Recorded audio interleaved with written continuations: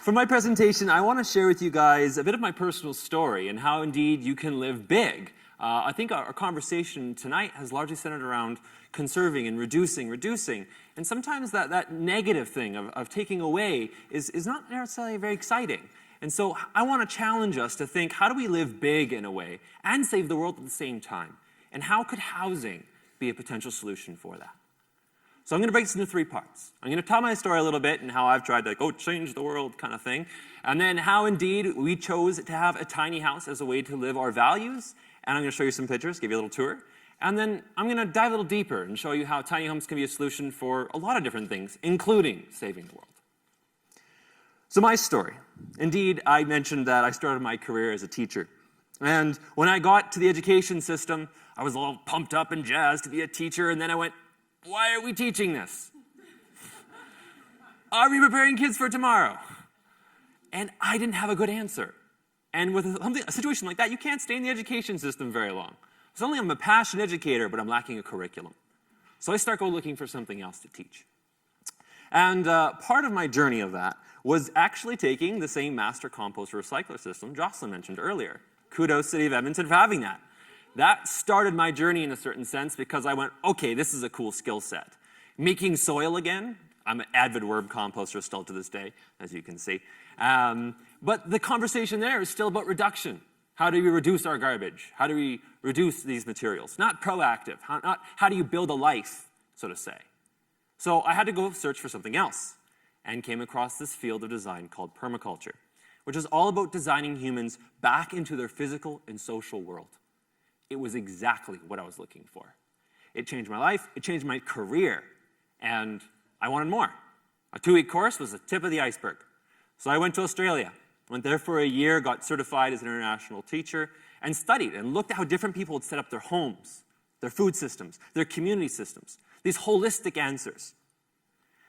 Now, coming home from that, subtropical Australia, not the same as Canada, kind of had to relearn a few things. So I spent a year studying across Canada. How did we grow our food here? How do we build our homes? And learning from other leaders.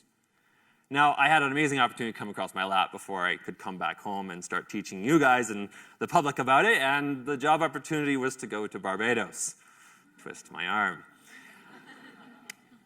We got UN funding, government support, and I got flown in to help start a school for permaculture. It was like my dream job. It was perfect. It was amazing. And in the short span of just like two years, we trained over 100 permaculture designers on the island. Young entrepreneurs, or we're calling agropreneurs, to reinvigorate their agricultural sector. Basically, young people don't want to be in farming anymore. And there's an association there with slavery with it. So how do we change that? Well, we can show it's sustainable, that it's fun, that you can make money, that you can live with your environment and meet your needs. And that was an amazing experience. Coming back home from that, yes, sweet home, Alberta, Edmonton, this is where I grew up. I started my business teaching other people how to put their homes and gardens and their landscapes in order. So that's a little bit how I got to be in front of you here today. And I want to share with you quickly before I jump to the tiny house side and how that was the model I chose, a little bit of some projects locally, which when they asked me to present, I was like, oh man, there's all these things I want to share. So here's some cool projects right close to home for you guys to check out. They're public, they were done on a shoestring budget, and all of you are to go to welcome and eat the food that's produced there. Maybe some of them not take it all. It's for schools too. So the first one is the St. Albert Food Forest, and I've been a part of this project for 3 or 4 years now. And it's on City of St. Albert land. And what we did is we got donated money, donated trees, donated recycled materials. I did a design for them. And then we installed the thing over 4 different events, blitzes they're called, where the community installed it. And this is a completely edible public space you can go and check out. It's next to the grain elevators and the Meadowview ball diamonds. Go enjoy. It's a food forest, by the way, and a budding one. So you will see that it is in succession. It is not quite full food forest yet, but it's getting there. This is Brander Gardens. It's an elementary school. And again, they brought me in. They went, we have this problem. We have this area which becomes a huge mud pit every time it rains, and we want to teach the kids about food. So what do? We turned into a food forest. And they now have 200 linear feet of fruit, trees, and shrubs, 100 linear feet of raspberries, and 50 linear feet of raised garden beds. And if that wasn't inspirational for a school to have, we installed it in a single day with 80 community members. So go check that out. It's in Southside Edmonton, Brander Gardens. Maybe that's the one you don't eat all the food because the kids probably want some. Just this last summer, Waldorf School, I ran my courses there. We installed it with my students, and then we also brought the community in, and we brought the kids in. We basically made this incredible outdoor classroom space, including a sundial patio, 2,000 liters of rainwater storage, composting systems, and a food forest that the kids helped plant. And again, public space, go check it out. We're still actually working on it. It just got more or less finished this past summer. So there's just a few really cool projects I wanted you to go know about and go check out. Because the answers are really, we've heard so much from our speakers, food is such a big part of it. We need to celebrate food spaces again and be a part of them. Let's talk about home. So what kind of house does a teacher of permaculture want? Well, our tiny house is what we chose. And I say our here because before I left for Barbados, I met a wonderful woman, and she supported me in my values, and also she shared them. So she supported me to become the entrepreneur that I am, and indeed, we took the leap to go tiny together. So here we are, my wife Alyssa and I, and we took us 8 months to design this house, 8 months to build it, and now I've been living it for 2.5 years. It is an off-grid, hyper-efficient Canadian tiny house. It cost us $90,000 to build out of pocket. We have no debt. And yeah, it's got an incredibly light footprint. I'll talk more about that in a second. Let's give you a tour. So here it was at the Home and Garden Show a few years ago. That's why it's indoors in that picture. From below, I'm going to turn around here and kind of point everything as we go here. So we've got a kitchen, C-shaped kitchen with a bedroom above with closed storage, stairs that go down, storage inside of it, a table that pulls out with a bench underneath for extra seating, and a couch, which is a water tank. There's 2,000 liters of water on board this house, and that's how much we use every month. The average Canadian uses 354 liters a day. We use 2,000 liters as 2 people in a single month. Here you can see our living room setup pulled out. We can see 8 people around this table. We've done it. And it's got a full kitchen. So sometimes people think you have to compromise. It's not true. You pick what you value and you build around that. So this has more space than any apartment kitchen I've ever lived in. Full oven, 5-burner stove, a wood stove in the corner, double basin sink, apartment-sized fridge, and more counter space than we know what to do with. The bedroom is above it, and with storage inside of it. And then the other side of the house is a loft with a bathroom below, and it's just a bare-bones bathroom. It's where we compromised. Don't do this. That's a Pinterest project. Fail.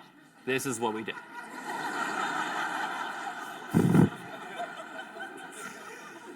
Now, why go tiny? You might be thinking, some of you go, wow, those pictures look great. I could do that. Well, maybe you can. It's not for everyone. There's certain costs to it. But why go tiny? I want to actually really stick this question in your brain. How can our homes help us live? For too long, we've had a one-size model that we've all had to ascribe to. And it involves getting into massive debt for 20 to 30 years of your life, getting a 9-to-5 job to pay it off, fill it with stuff, and heat it. And it doesn't even do a good job at being appropriate shelter. Where did we ascribe to this? Why are we questioning this a little more? So indeed, your house can instead open up your life. Because when we're talking changes here in lifestyle and food and what you do with community, most of us feel strapped. But that's because of the house that we are living for, instead of it being a way to meet our ends. So think about that. The number one reason why I like to teach about tiny homes as a teacher of sustainable living is the environmental side. That you're using less building materials, and you better believe there's a massive footprint on building materials. They're shipped from all over the world. That you can now focus on quality things inside your house instead of quantity. So rather than getting an IKEA table or a Walmart table, get a handmade one from a local artisan. We did. We only have one table. You can afford to get higher quality building materials. So for the nuts in the crowd, and maybe you're all nuts, I don't know, but maybe the nuts who are the construction people in the room, we have R34 walls, no thermal bridging, R8 windows that are triple glazed, a heat recovery ventilator. And what all that means is that we have a lot less heating. We spent $260 to heat our house, cook, and heat water for the entire year. Most people spend more than that in a single month for their heating alone. And that's because we chose to go high quality. Also, there's less footprint on the land itself. There's more room for the land to be land, which is not to be underestimated in a world that's increasingly becoming more dense. There's lots of other reasons to go tiny, but obviously I come from that angle very strongly for environmental. There's people who don't want to have debt. There's people who want to focus on community and being involved and have more community time. There's people who are going, I want to spend more time with family, or I want to throw grandma in the backyard in a tiny house, right? Assisted living right there. Or a kid that can roll away when you have, get out of here. You just roll away. It'd be awesome, right? Health, that chemicals are a huge part of a problem of human health issues. Well, get the ingredients to your house to build one that doesn't have chemicals in it. And a tiny house allows you to afford that. Transition. Use this house as a means to get to a forever house. There are a lot of other houses that I love. I'm not going to stay in a tiny house forever. This is a house that me and my wife chose to have as a transition model so that we could go from this house to a forever home. And who knows what it'll look like. Maybe it'll be a straw bale. Maybe it'll be hyper efficient. We'll take what we learned from this one. But transition is a thing for a lot of people. Minimalism. That stuff doesn't make us happy. So stop accruing it. Go get some, just get less stuff. You don't need it. Rentals. I mean, you can put it in the backyard and make more income. Why not, right? Most people are like, duh, that makes sense. And for travel. Snowbirds and people who are just going, you know what, the world is a big place and there's a lot to see.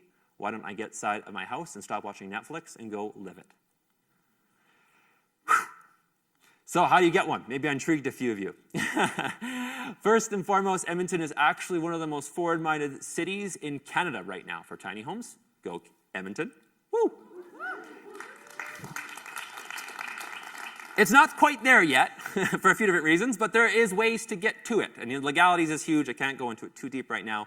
But one of the ways you can get a tiny house in Edmonton right now is classify it as an auxiliary dwelling unit. That means it's the second structure on the site and call it a garden suite or a laneway house. Still has building codes and zoning implications, but there's avenues there. The other way is to get a variance or pilot project. This, again, is popped all over North America. People are asking for change, and your city will arrive, but only if you're going to ask and you do it the right way. Go rural.